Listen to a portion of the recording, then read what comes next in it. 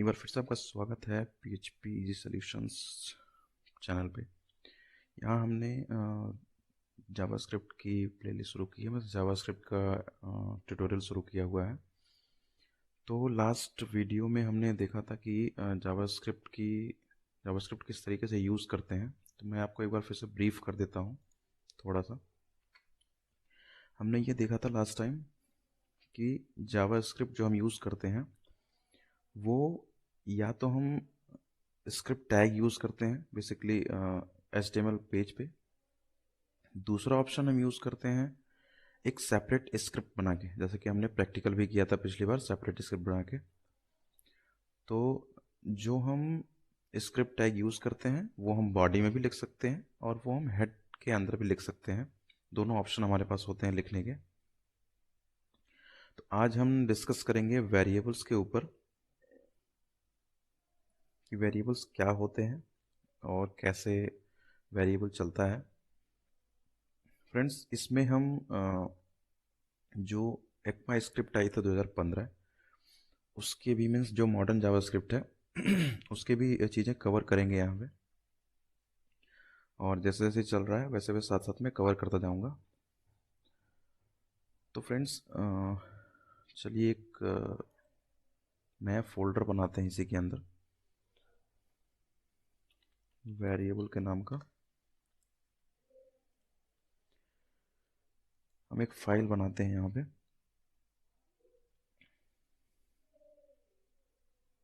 वो file basically हम नाम देते हैं index.html।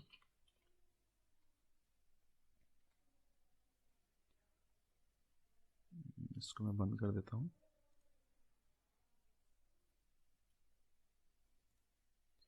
और यहीं पे हम प्रैक्टिकल देखेंगे। अब यहाँ पे हम एक नॉर्मल HTML जो हम बनाते हैं वो हम बना लेते हैं। मैं लिखता हूँ जावास्क्रिप्ट वेरिएबल। हम यहाँ एक स्क्रिप्ट टैग लगाते हैं और यहाँ पे नॉर्मल लिख लेते हैं h1 टैग लगा के वेलकम टू जावास्क्रिप्ट वेरिएबल्स। ठीक है। तो अभी क्या है कि अगर हम जावास्क्रिप्ट में कोई वेरिएबल बनाना चाह रहे थे, जब हमारी मॉडर्न जावास्क्रिप्ट नहीं आई थी, यानी ECMA 2015 जो आई थी, जिसको हम ES 2015 भी बोलते हैं, ये जब तक नहीं आई थी तब तक हम जो वेरिएबल बनाते थे वो या तो वैर कीवर्ड के थ्रू बनाते थे। यानी कि अगर मैंने यहाँ कोई वेरिएबल बनाया, सपोज एक वेरिएबल मैंने बनाया नेम, और इसमें मैं स्टोर करता हूँ एक नाम, सपोज करके कि मैंने लिख दिया दिनेश। तो इस तरह से हम वेरिएबल बनाया करते थे जब तक हमारा ES 2015 नहीं आया था। आप ऐसे भी कर सकते थे और हम नॉर्मल बिना डिक्लेरेशन के भी, यानी कि मैं अगर यहाँ वैर कीवर्ड ना लगाऊं तो भी ये चल सकता था। मतलब मैं अगर आपको चला के दिखाऊं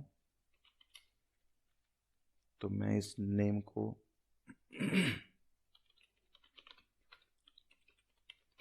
यहाँ प्रिंट कर देता हूँ डॉक्यूमेंट डॉट राइट से।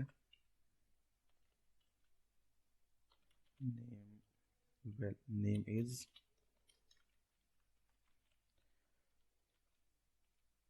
और मैं अगर इसको प्रिंट करने के लिए देखूं, ये है मेरी वेरिएबल, ये है नेम इज दिनेश। ये आ गया है। अब अगर मैं यहाँ पे वैर हटा भी दूं तो भी ये नाम प्रिंट हो जाएगा, तो भी ये इस चीज़ मतलब बिना वैर लिखे भी ये नाम प्रिंट हो जाएगा, ये कोई इशू नहीं करेगा। लेकिन कुछ केसेस में क्या होता है कि ये वेरिएबल जो हम वेरिएबल डिक्लेयर करते हैं उसके वैल्यूज समथिंग डिफर करते हैं। तो बेसिकली हम जब भी वेरिएबल क्रिएट करते थे पहले, इस ES 2015 के पहले, उसमें वैर लगा देते थे। तो अभी यहाँ पे वैर से हम डेटा को डिक्लेयर करते थे। अब सपोज करिए मैंने एक कोई नई फाइल बना दी जावास्क्रिप्ट की, जैसे मान लीजिए मैंने बना दी first.js करके, सॉरी,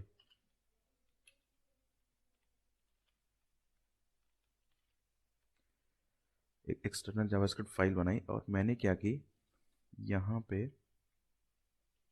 मैं इसको कमेंट कर देता हूँ। और हमने यहाँ क्या किया कि स्क्रिप्ट src, जहाँ पे हम फाइल का नाम देते हैं। मैंने आपको लास्ट टाइम भी बताया था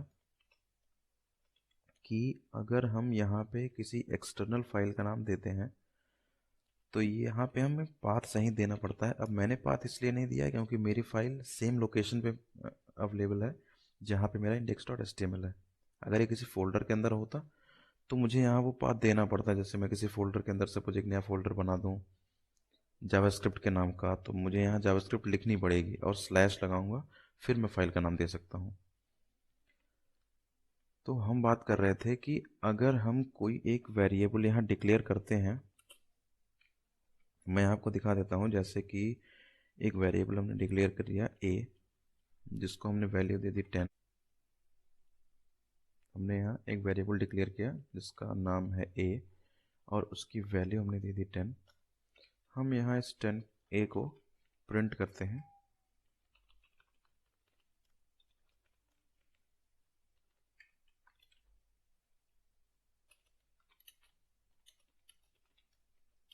वैल्यू ऑफ a इज, तो आप यहाँ देखेंगे, मैं इसको रिफ्रेश करता हूँ तो यहाँ देखिए वैल्यू ऑफ a इज आया है।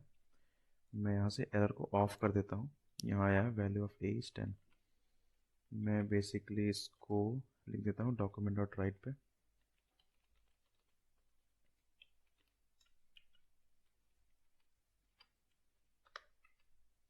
तो ये वैल्यू आपके यहाँ पे प्रिंट हो जाएगी, the value of a is 10। अब हम बात कर रहे थे कि जो ES 2015 में एक नई थिंग्स आ रखी है यूज स्ट्रिक्ट करके। अगर हम इस चीज़ को यहाँ पे इम्प्लीमेंट करते हैं और यहाँ कोई वेरिएबल हमने इस तरीके से बिना डिक्लेरेशन के रख दिया, तो हम ये बात कर रहे थे कि यहाँ पे एरर आएगा। अभी यहाँ देखिए, यहाँ प्रिंट नहीं हुआ। हमने प्रिंट करने की कोशिश की लेकिन यहाँ प्रिंट नहीं हुआ।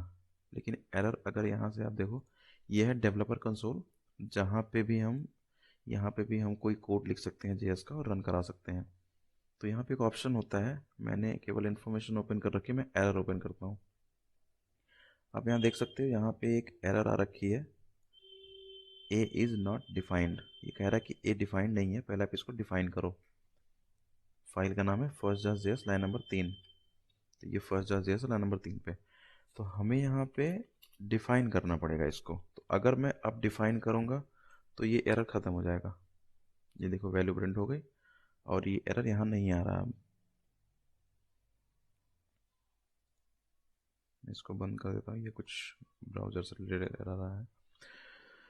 तो ये है बेसिकली फ्रेंड्स जो वैर के थ्रू हम डिफाइन करते हैं। अब सपोज करते हैं मैं इसको बंद करता हूँ, ये एक एग्जांपल हो गए। एक अगला हम यूज़ करते हैं, एक थिंग्स आती है, मीन्स दो नए कीवर्ड आए ES 2015 में। एक कीवर्ड आया लेट और एक कीवर्ड आया कॉन्स्ट। अब अभी तक जो हम वैर डेटा बनाते थे, मीन्स वैर डिक्लेरेशन करते थे, उस वैर डिक्लेरेशन में कोई इशू नहीं है, आप डिक्लेयर कर सकते थे और इसको कोई वैल्यू असाइन भी कर सकते थे। मीन्स मैंने यहाँ एक वैर वेरिएबल डिक्लेयर किया जिसकी वैल्यू थी 10। फिर मैंने यहाँ पे एक वैर वेरिएबल लिया, इसकी वैल्यू मैंने दे दी 20। अब मैं इसको दोबारा पेस्ट कर देता हूँ यहाँ पे। अब मैं अगर इसको प्रिंट करने की कोशिश करूँ कि ए की वैल्यू क्या है तो ये मुझे कहेगा ए की वैल्यू 20 है, जैसा कि आप यहाँ देख सकते हो यहाँ पे। अब ये कह रहा है ए की वैल्यू 20 आ गई क्योंकि मैंने लास्ट में डिक्लेयर किया ए की वैल्यू 20। लेकिन अगर मैं इसी को लेट कीवर्ड के थ्रू करता, यानी कि लेट और कॉन्स्ट, जैसा कि मैंने बताया, एक आया, एक वेरिएबल आई हमारे पास, एक आई लेट और एक आई कॉन्स्ट। तो हम 1 बाई 1, तो हम यहाँ देख रहे थे, यहाँ पे दो कीवर्ड्स मैंने, सॉरी, दो वेरिएबल्स मैंने बना रखे हैं थ्रू द लेट कीवर्ड। अब मैंने यहाँ पे एक वेरिएबल बनाया ए और मैंने दोबारा एक वेरिएबल बनाया बी, सॉरी, दोबारा मैंने ए को री इनिशियलाइज किया। अब मैंने अभी आपको दिखाया कि जब भी हम लेट कीवर्ड के थ्रू कोई वेरिएबल क्रिएट करते हैं और उसे वैल्यू देते हैं, तो हम कभी भी उस वैल्यू को री असाइन नहीं कर सकते। मीन्स यहाँ मैंने अभी आपको दिखाया कि ये एरर थ्रो करता है, जैसा कि आप यहाँ देख रहे हो, identifier A has already been declared. आप यहाँ देख सकते हो ये एरर। तो ये एरर प्रोवाइड करता है। लेकिन अगर मैं इसको यहाँ पे केवल डिक्लेयर कर दूँ लेकिन कोई वैल्यू प्रोवाइड ना करूँ, डिफाइन कर दूँ मीन्स, लेकिन कोई वैल्यू प्रोवाइड ना करूँ, तो उस केस में ये कोई इशू नहीं करेगा। उस केस में आपको ये वैल्यू दे देगा, क्योंकि यहाँ पे मैं केवल उसको एक वैल्यू, केवल उसको असाइन डिक्लेयर कर रहा हूँ, सॉरी डिफाइन कर रहा हूँ, लेकिन मैं कोई वैल्यू नहीं दी उसको डिक्लेयर करने के बाद। लेकिन अगर मैंने उसको कोई वैल्यू यहाँ दे दी तो वो दोबारा इसको कोई वैल्यू देने नहीं देगा, यानी उस केस में ये मुझे तुरंत एरर देगा। अब यहाँ देखो ए की वैल्यू 20 हो गई, क्योंकि मैंने ए को एक नई वैल्यू दे दी यहाँ पे बिना लेट कीवर्ड के।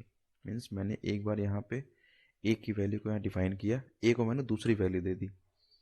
तो मतलब ये कि ए की जो लेट कीवर्ड है उसमें हम किसी भी वैल्यू को रीअसाइन नहीं कर सकते, लेकिन हम उसकी वैल्यू को चेंज कर सकते हैं।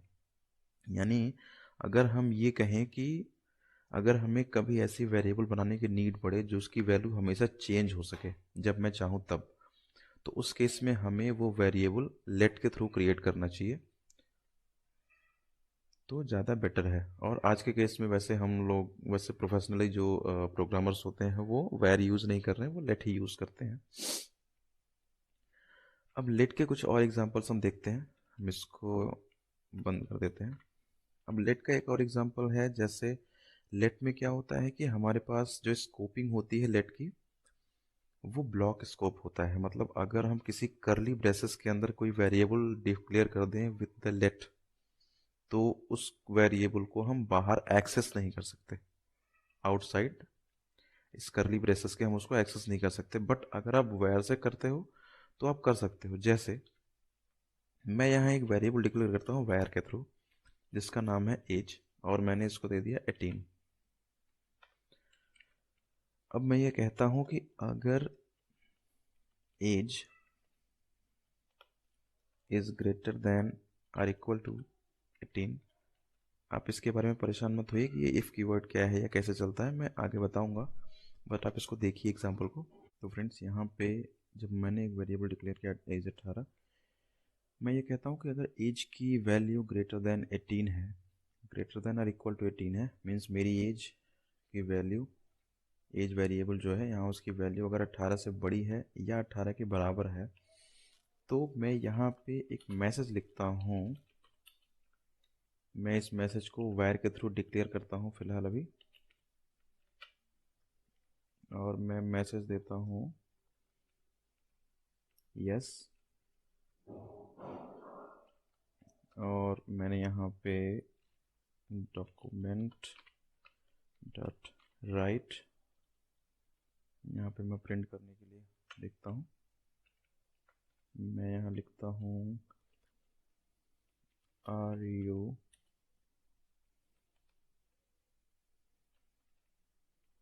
एलिजिबल फॉर वोट, और यहाँ पे मैं लिखता हूँ मैसेज। तो मैं अगर इसको प्रिंट करने की कोशिश करूँ तो ये कहेगा या are you eligible for vote, तो ये कहेगा यस, क्योंकि ये मेरी एज की वैल्यू जो है वो 18 है। तो मैंने यहाँ लिखा है कि अगर एज की वैल्यू 18 हो या 18 से बड़ी हो, तो मेरी एज की वैल्यू 18 है, तो मैंने ये मैसेज प्रिंट कर दिया। लेकिन यही मैसेज मैं यहाँ से हटा के अगर मैं बाहर ब्लॉक में रखूँगा क्या तब भी ये प्रिंट करेगा? जी। तो ये अभी भी प्रिंट कर रहा है are you eligible for vote, ये कह रहा है यस। अब ये इसलिए कर रहा है फ्रेंड्स क्योंकि मैंने यहाँ वेरिएबल से डिक्लेयर किया है। अब सपोज मैं इस वेरिएबल को लेट के थ्रू डिक्लेयर कर दूँ और मैं इस वेरिएबल को यहाँ ट्राई करने के लिए देखूँ तो क्या होगा, तो यहाँ से मैसेज गायब हो जाएगा और यहाँ पे एक एरर आएगी, मैसेज इज नॉट डिफाइंड। देख रहे हैं आप यहाँ पे मैसेज इज नॉट डिफाइंड, ये एरर आती है कि मैसेज डिफाइन नहीं है यहाँ पे। यानी कि ये जो मैसेज नाम का वेरिएबल है जो मैंने लेट के थ्रू डिक्लेयर किया है, इसकी जो स्कोपिंग है इस ब्लॉक के अंदर है। ये इस ब्लॉक से बाहर काम नहीं करेगा। वायर के केस में करता था बट यहाँ पे काम नहीं करेगा। अब ये लेट के लिए भी, मतलब लेट से डिक्लेयर करो तो भी नहीं करेगा, और कॉन्स्ट से तो एकदम ही नहीं करेगा। मतलब अगर मैं यहाँ कॉन्स्ट से भी डिक्लेयर कर दूँ इस वेरिएबल को, तो इसकी भी जो स्कोपिंग होती है वो ब्लॉक स्कोपिंग होती है। यहाँ भी सेम मैसेज आ रहा है, message is not defined, same error आ रहा है कि मैसेज डिफाइंड नहीं है आपके यहाँ का। तो मीन्स कॉन्स्ट और लेट, ये दो वेरिएबल जो हैं, इन दोनों की जो स्कोपिंग होती है वो ब्लॉक स्कोपिंग है, मतलब ये स्कोप के बाहर काम नहीं करते हैं, आउटसाइड स्कोप। अब हम थोड़ा कॉन्स्ट को और डिटेल में देखते हैं। ये था लेट वेरिएबल जो मैंने अभी तक बताया आपको। अब जरा हम कॉन्स्ट को देखते हैं। मैं इसको कमेंट कर दे रहा हूँ। जैसे हम लेट डिक्लेयर करते हैं वैसे ही कॉन्स्ट को डिक्लेयर करते हैं, लेकिन कॉन्स्ट में एक छोटा सा ये है कि हम कॉन्स्ट की वैल्यू को चेंज नहीं कर सकते। मीन्स कांस्टेंट एक तरीके का ये। अगर मैंने सपोज यहाँ पे मैं एक वेरिएबल यूज़ करता हूँ, सपोज यहाँ पे मैं यूज़ करता हूँ फ़ी। सपोज करिए मैंने यहाँ बस फ़ी डिक्लेयर कर दी और मैं कहता हूँ कि मेरी बस की फ़ीस है 150 रुपये। अब पहली बात तो जैसे कि हम लेट में भी डिक्लेयर नहीं कर सकते थे बस की फ़ी, मतलब एक बार जो वेरिएबल हमने डिक्लेयर कर दिया उसको रीअसाइन नहीं कर सकते थे। वो सेम चीज़ हम यहाँ कॉन्स्ट के केस में भी होता है। मतलब अगर कॉन्स्ट में भी मैं यहाँ पे बस की फ़ी डिक्लेयर करने की कोशिश करूँ लाइक 200, सॉरी, और मैं यहाँ पे प्रिंट करूँ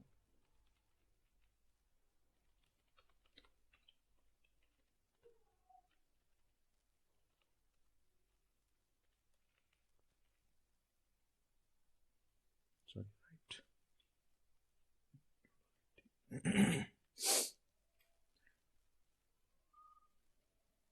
तो यहाँ पे लिखा है एरर, आइडेंटिफायर बस फी हैज़ ऑलरेडी बीन डिक्लेयर्ड।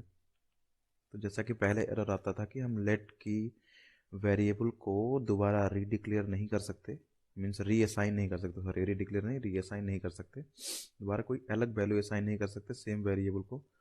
वही सेम चीज़ यहाँ कॉन्स्ट के साथ भी है कि हम इसको रीअसाइन नहीं कर सकते। लेकिन लेट में क्या था कि हम यहाँ पे वेरिएबल की वैल्यू को बदल सकते थे। जैसे कि हमने कॉन्स्ट में एक वेरिएबल डिक्लेयर किया 150, फिर हमने वैल्यू चेंज की, ठीक है। अब हम यहाँ पे इसकी वैल्यू को प्रिंट करने की कोशिश करते हैं। तो यहाँ देखिए जैसे हमने इसको प्रिंट करने की कोशिश की थी उस वेरिएबल को, तो यहाँ पे एरर आया था असाइनमेंट टू कांस्टेंट वेरिएबल। तो मतलब आप कभी भी किसी भी वेरिएबल को अगर कांस्टेंट के थ्रू यहाँ पे किसी भी वेरिएबल को अगर कांस्टेंट डिक्लेयर करते हो आप और उसकी वैल्यू को चेंज करने की कोशिश करते हो तो ये एरर आपको आएगा। अब हम एक अनदर एग्जांपल लेते हैं एरे का केस, सॉरी, मीन्स हम एक वेरिएबल डिक्लेयर करते हैं फ्रूट्स के नाम से। यहाँ पे हम कुछ फ्रूट्स लेते हैं, जैसे एप्पल लिया मैंने बनाना ले लिया। इसके बाद मैंने एक वेरिएबल ले लिया सपोज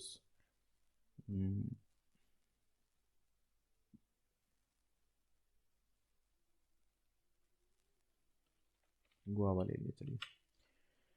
अब मैं क्या कर सकता हूँ, मैंने यहाँ फ्रूट्स लिखा, मैंने कांस्टेंट डिक्लेयर किया है।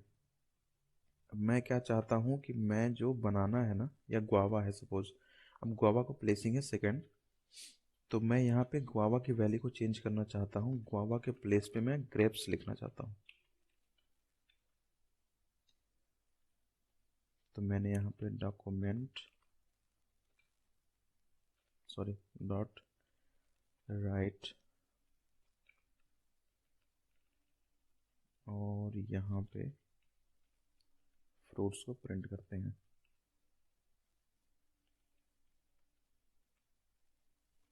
यहाँ से एरर को फिलहाल के लिए ऑफ कर देता हूँ। तो यहाँ देखिए प्रिंट हुआ है एप्पल है, बनाना है, ग्रेप्स है। यानी कि पहले जो मैंने क्लियर की थी वो गुआवा थी, गुआवा के प्लेस पे मैंने एक वेरिएबल चेंज कर दी ग्रेप्स। अब मैं क्या कर सकता हूँ, यहाँ पे एक नई वैल्यू ऐड कर सकता हूँ, यानी पुश किया मैंने एक नई वैल्यू। यानी कि एक नई वैल्यू मैं ऐड करना चाहता हूँ उस फ्रूट्स के एरे में, that will be name orange. तो अभी अगर मैं आप देखेंगे तो यहाँ पे एक नई वैल्यू आ चुकी होगी ऑरेंज नाम का, आप देख सकते हो एप्पल है, बनाना है, ग्रेप्स है, ऑरेंज है। लेकिन अगर मैं इस फ्रूट्स को सेम वेरिएबल को एक नया अरे देने की कोशिश करता हूँ, यानी कि जो बदला हुआ अरे है मैं ये रीअसाइन करूँ, तो जैसा कि मैंने पहले बताया था आपको, यहाँ पे इसकी भी रीअसाइन आप नहीं कर सकते। मीन्स एप्पल लिखूँ मैं, यहाँ पे बनाना लिख दिया मैंने, ये जो वैल्यू है ग्रेप्स ये चेंज हो चुका है, गुआवा के प्लेस पे ग्रेप्स हो चुका है, और लास्ट वैल्यू है मेरी ऑरेंज। अब मैं अगर फ्रूट्स को प्रिंट करने की कोशिश करता हूँ तो ये एरर दे देगा मुझे। हम यहाँ पे एरर वाला ऑन करेंगे तो यहाँ पे एरर है assignment to constant variable, same error जो पहले में आ रखा है। तो यहाँ पे हम इस नए वेरिएबल को रीअसाइन भी नहीं कर सकते, गिव्स एरर। अब इसके अलावा अगर यही सेम काम अगर हम कोई भी ऑब्जेक्ट डिक्लेयर करते हैं तो ऑब्जेक्ट में भी हम किसी भी वैल्यू को चेंज कर सकते हैं, किसी भी आइटम को, किसी नए आइटम को ऐड कर सकते हैं। लेकिन अगर उसको हम रीअसाइन करना चाहते हैं ऑब्जेक्ट को, तो रीअसाइन के केस में सेम एरर वो मुझे देगा कि आप वैल्यू को रीअसाइन नहीं कर सकते। तो फ्रेंड्स ये 3 टाइप्स ऑफ वेरिएबल्स हैं जो यूज़ में आते हैं जावास्क्रिप्ट में एज ए वेरिएबल क्रिएट करने के लिए। एक है वेर जो हमने आपको सबसे पहले बताया, दूसरा है लेट LET, और लास्ट है कांस्टेंट कॉन्स्ट CONST। तो ये 3 चीज़ें हैं जो हम यूज़ करते हैं वेरिएबल को डिक्लेयर करने के लिए।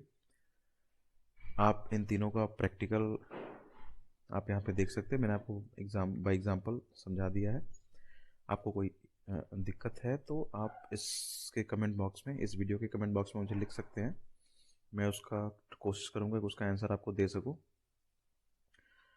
आप नेक्स्ट वीडियो हम देखेंगे इसके ऑपरेटर्स के ऊपर।